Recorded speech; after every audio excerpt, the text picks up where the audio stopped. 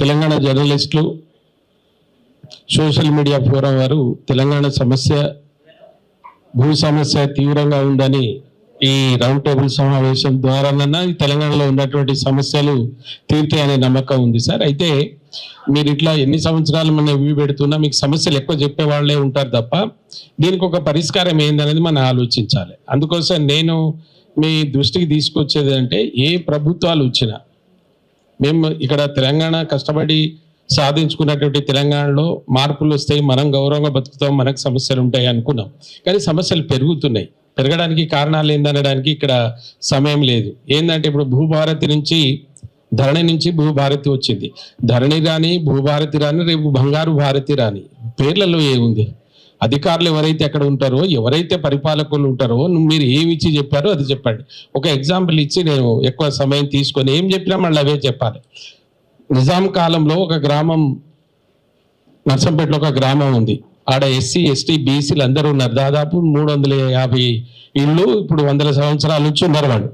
ఇప్పుడేమంటారంటే అక్కడెవరో ఉన్నతని ఈ భూమి నా పేరు మీద ఉన్నదంటే వాళ్లకు మీరు ఇక్కడ నుంచి గ్రామం లేపమని నోటీస్ వస్తుంది. ఇవి ప్రభుత్వాల దయ్యాల, వీళ్ళు మనుషుల?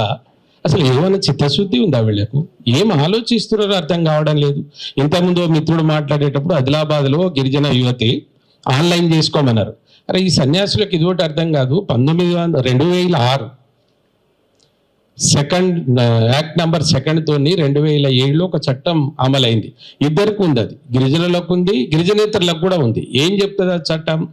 డిసెంబర్ 13 కంటే ముందు ఎవరైతే అటవీ భూమిలో ఉన్నారో వాళ్ళకి అది ఆటోమేటిక్ ఇవ్వండి. ఎట్లా ఇస్తారు? గ్రామ సభ, దానికి ఏది అవసరం లేదు. గ్రామ సభలు లేవా? గ్రామంలో పెద్ద మనుషులు ఉన్నారు కదా. గిరిజనేతరులు అయితే 75 సంవత్సరాలు ఉంటే వాళ్ళ పేరు మీద చేయమని ఉన్నారు, అది చేస్తలేరు.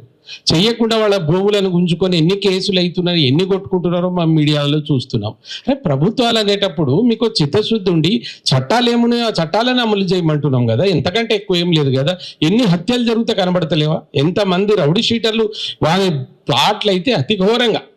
మరి ఈ చట్టాలు ఎందుకు పెట్టుకొని, పేర్లు పెట్టుకొని మీరు ఏం చేయదలుచుకున్నారో అర్థం కావడం లేదు. వాళ్ళ లక్ష్యాల కొరకు వాళ్ళు ఏం చేయాలనే దాన్ని ప్రభుత్వం ఇది చేస్తూ అన్నది చెప్తుంది. తర్వాత ఇంత కష్టపడి ఇంతమంది ఆవుతాయి తెచ్చినటువంటి తెలంగాణలో ఈ కష్టాలు ఉండవద్దు అనేటువంటి ఆలోచనతో ఎప్పుడైతే ప్రభుత్వం పనిచేస్తుందో ఉంటుంది సార్. చివరిగా నేను ఒకటే చెప్తున్నాను, మీరు ఇంత గొప్ప కార్యక్రమం చేసినాం, మేము సమయం ఇస్తాం. మీరు తెలంగాణ తెచ్చినటువంటి దాంట్లో కూడా తెలంగాణ జాకే ప్రాణాలు అర్పించి విద్యార్థులు అర్పిస్తే మనం అందరం ఎంబడి ఉన్నాం. ఇది పెట్టడమే కదా సార్. మీకు ఎవరు వాలంటరీగా వస్తే ఒక 10-15 మందితోనే దాంట్లో డిప్యూటీ కలెక్టర్ స్థాయి వాళ్ళని తీసుకొని ఒక fact find joint action committee వేయండి. ఓ 2 కేసులు చేయండి సార్.